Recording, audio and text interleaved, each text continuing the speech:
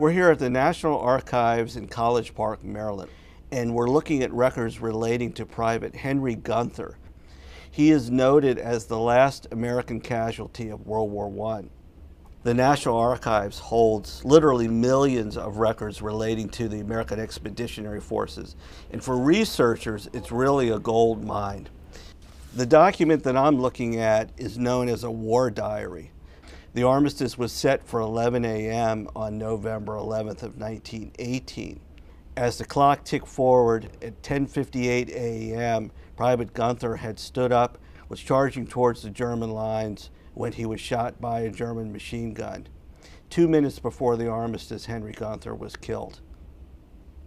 In searching the records, I located two documents specific to Henry Gunther.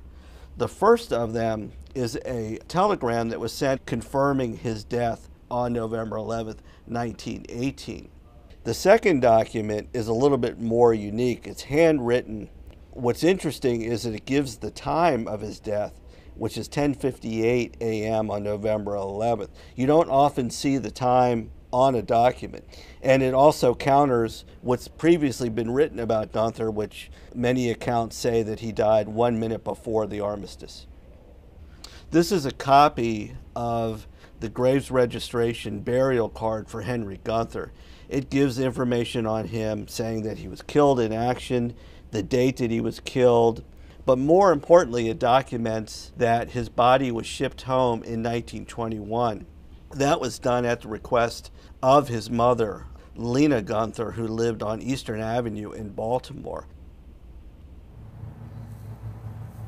Did your dad ever mention anything about why they chose to have Henry brought back to Baltimore? They wanted him back with the family because they loved him so much and he was a big part of the family, so they wanted to have him here, close by. Here we go, Henry N. Gunther, born June the 6th, 1895, died in France, Company 313, Infantry, November 11th, 1918. I think there's a lot of mystery surrounding, those last moments and why he did what he did.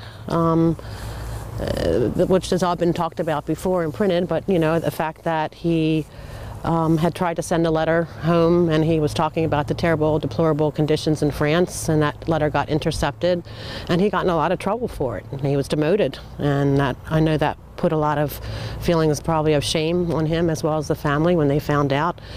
And then there's talk perhaps that his fiancée broke up with him as a result of all of that. So his frame of mind when all of this happened may not have been so great. However, I think that he showed a tremendous amount of courage and bravery because he volunteered. He didn't have to do it. He volunteered to become the runner back and forth between the enemy lines, and he got quite good at it. Standing here at the gravesite brings the records that document the service of Henry Gunther and his unit, the 313th Infantry, known as Baltimore's Own, to the forefront. It's living history by being at the site where he went from being killed in France, which is well documented in National Archives records, to brought back to the United States, which is also well documented, and then buried here in a private cemetery.